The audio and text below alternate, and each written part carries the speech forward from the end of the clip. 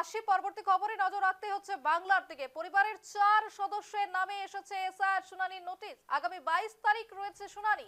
আর সেই আতঙ্কে বিষ খেয়ে আত্মহত্যার চেষ্টা এক বৃদ্ধের। এসআইআর আতঙ্কে আত্মহত্যার চেষ্টার ঘটনায় চাঞ্চল্য দিনহাটা 2 নম্বর ব্লকের নয়ারহাট গ্রাম পঞ্চায়েতের নান্দিনা এলাকায় এবং ওই বৃদ্ধকে আশঙ্কাজনক অবস্থায় মঙ্গলবার সকালে পরিবারের সদস্যরা দিনহাটা মহকুমা হাসপাতালে চিকিৎসার জন্য নিয়ে আসেন। পরবর্তীতে স্বাস্থ্যের অবনতি ঘটলে তাকে কোচবিহার এমজেএন মেডিকেল কলেজ এবং হাসপাতালে স্থানান্তরিত করা হয়। বৃদ্ধের ভাইয়ের যে অভিযোগ, সেই অভিযোগ তিনি করেছেন যে পরিবারের সদস্যরা সকলেই পরিযায়ী শ্রমিকের কাছে বাইরে আছেন। তাদের সকলের নামেই শুনানির নোটিশ আসায় তিনি আতঙ্কিত হয়ে বাড়িতেই বিষ খেয়ে আত্মহত্যার চেষ্টা করেন এবং অন্যদিকে এই ঘটনায় নির্বাচন কমিশনকে দায়ী করল উত্তরবঙ্গ উন্নয়ন দপ্তরের মন্ত্রী উদয়ন গুহ এবং পরিবারের 4 সদস্যের নামে এসআইআর এর নোটিশ এবং সেই আতঙ্কে কার্যত বিষ খেয়ে আত্মহত্যার চেষ্টা, এমনটাই অভিযোগ পরিবারের। এবং পরিবারের যে আরো একটি অভিযোগ উঠে আসছে যে পরিবারের সকলেই পরিযায়ী শ্রমিক এবং তার কাজ জন্যই তারা বাইরে রয়েছেন এবং সেই আশঙ্কায় কার্যত আত্মহত্যার চেষ্টা। এবং ইতিমধ্যেই যে খবর উঠে আসছে যে যিনি আত্মহত্যা করার চেষ্টা করেছেন তিনি চিকিৎসাধীন এবং এই ঘটনায় কার্যত চাঞ্চল্য ছড়িয়েছে দিনহাটা 2 নম্বর ব্লকের নয়ারহাট গ্রামে। ওই যে নোটিশ আসছে সব হওয়ার হিয়ারিং এর নোটিশ আসছে। হিয়ারিং এর নোটিশ, ওই জন্য আমরা তো কাজ দিয়েছি, আমি তো জানি না, পাশ থেকে আসি দেখি শোর এইরকম শুরু হয়েছে। আমার অবস্থা এইরকম, কাজ থেকে আসছি। বাড়িতে কে কে আছে? বাড়ি তো বর্তমান আপাতত কায়ও নাই, কাজে কাজে চলে যায়, গরিব মানুষ। কতজন ছেলে মেয়ে ওনার?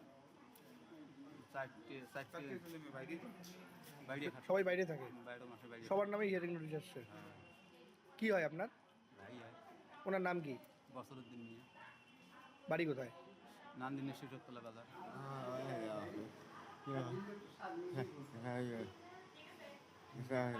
এসআইআর কি হয়েছে? আপনার নাম নেই? নোটিশ আসছে তাহলে?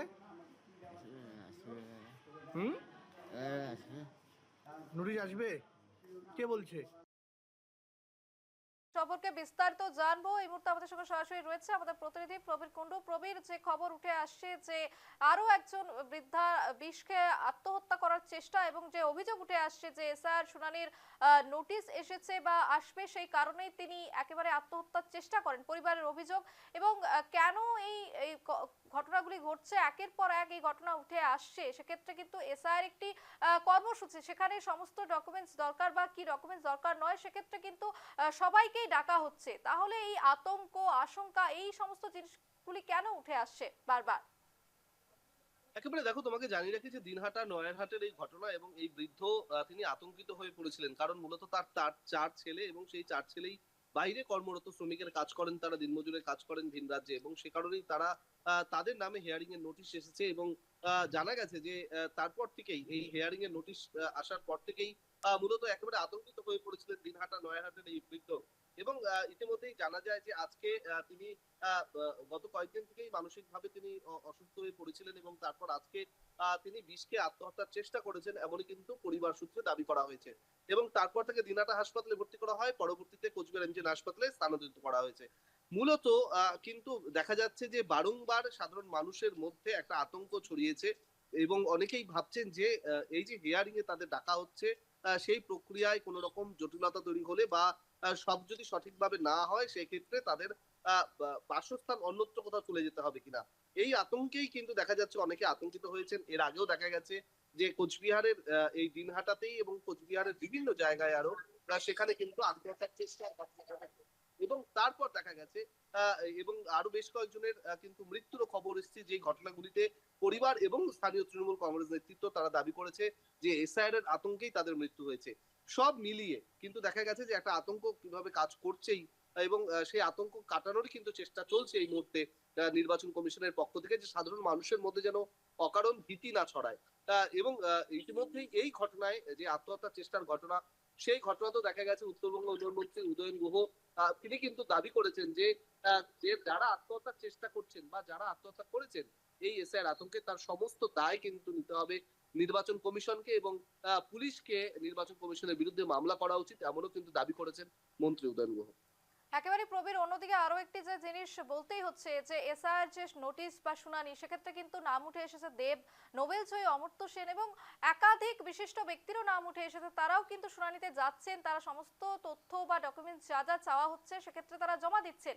তাহলে সাধারণ মানুষকে কেন সেইভাবে বোঝানো হচ্ছে না যে আতঙ্কের কোনো কারণ নেই?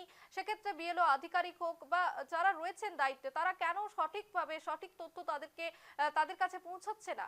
কি কারণ? এবারে দেখো, বাংলা তো বটেই, গোটা দেশ জুড়ে অনেক হেভিওয়েট, অনেক সেলিব্রিটি, তাদেরও কিন্তু হাজির হতে হচ্ছে এই হিয়ারিং এ। তবে প্রত্যন্ত যে এলাকা, তাদের কিন্তু জীবনযাত্রা একেবারে আলাদা এবং তাদের কাছে কিন্তু না আছে দামি স্মার্টফোন, না তাদের আছে টিভিতে তাদের সচেতন হওয়া, টিভি দেখে সচেতন হওয়ার সুযোগ। এবং এই প্রত্যন্ত এলাকার বাসিন্দাদের মধ্যে কিন্তু দেখা যাচ্ছে সবচেয়ে বেশি আতঙ্ক ছড়িয়েছে। এবং এর আগেও যে ঘটনাগুলি ঘটেছিল, সেই ঘটনাগুলির দিকে আমরা যদি তাকাই, কিংবা আজকেরও যে ঘটনা, এই ধরনের প্রবণতা কিন্তু দেখা যাচ্ছে মূলত যারা প্রবীণ বয়সে।